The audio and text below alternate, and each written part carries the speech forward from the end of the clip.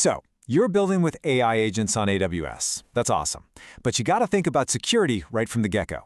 Today, we're going to break down exactly how you can lock down your Amazon Bedrock agents step by step. Look, you've built this amazing AI agent. It can do all sorts of cool stuff. Summarize reports, book meetings, crunch data. But the second that agent needs to talk to real users or touch sensitive information, you've got this massive question hanging over your head. Is it actually secure?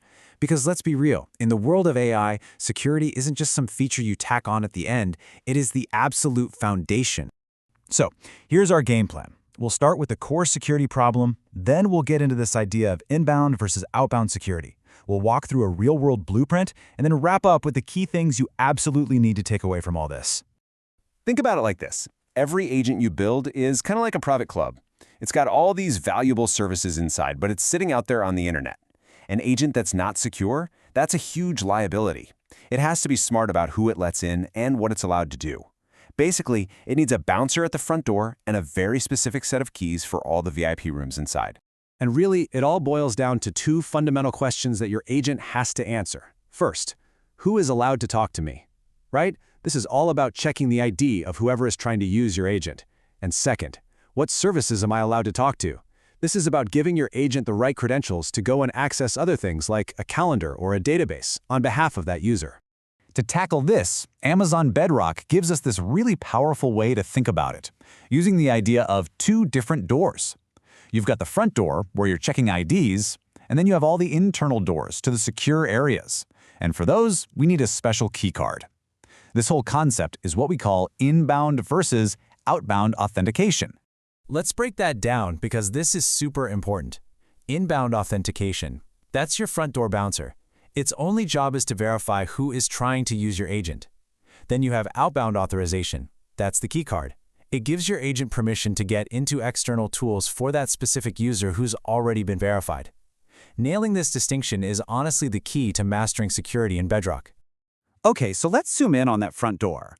How do we actually control who gets to talk to our agent? Well, Bedrock gives us two main ways to do this, and which one you use really depends on who's making the call. So, which one do you pick? It really just boils down to your use case.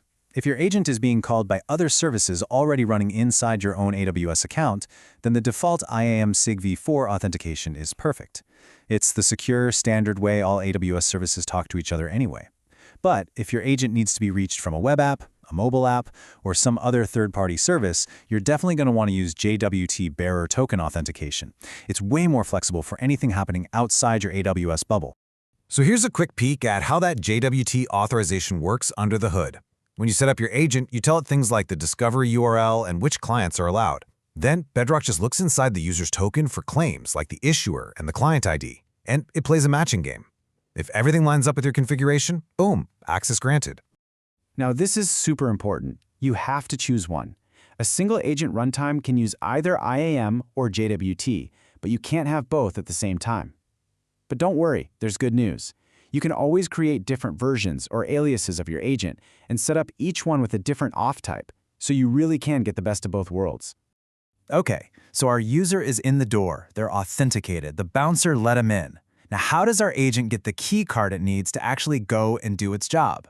This is where outbound authorization comes into play, and it's all about getting secure access to external tools on behalf of that user.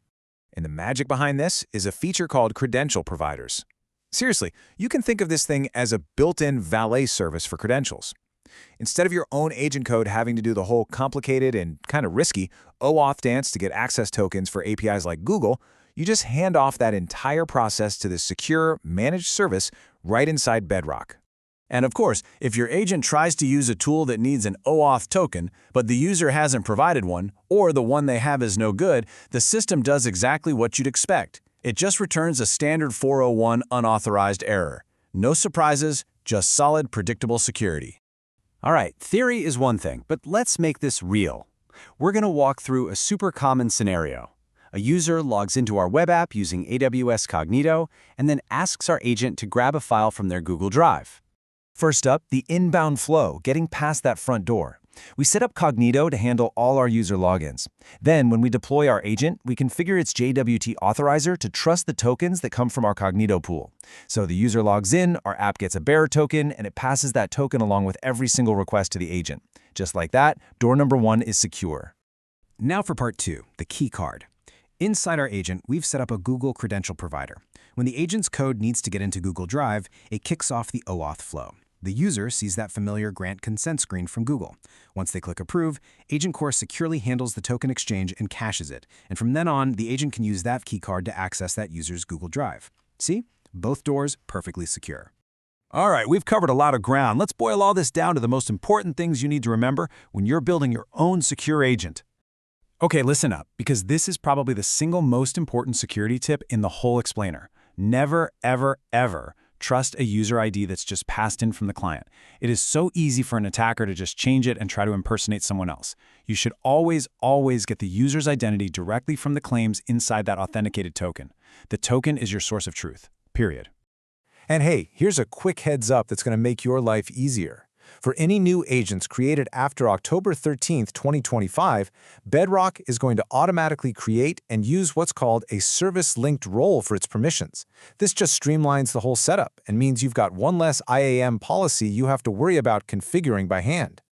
So here it is, your final security checklist. 1. Always think about security in 2 parts, inbound and outbound. 2.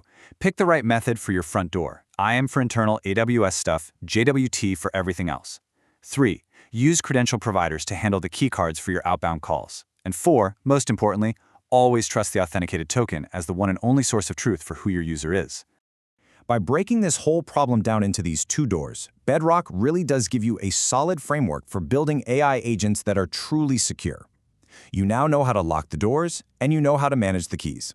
So the only question left is, what are you going to build next?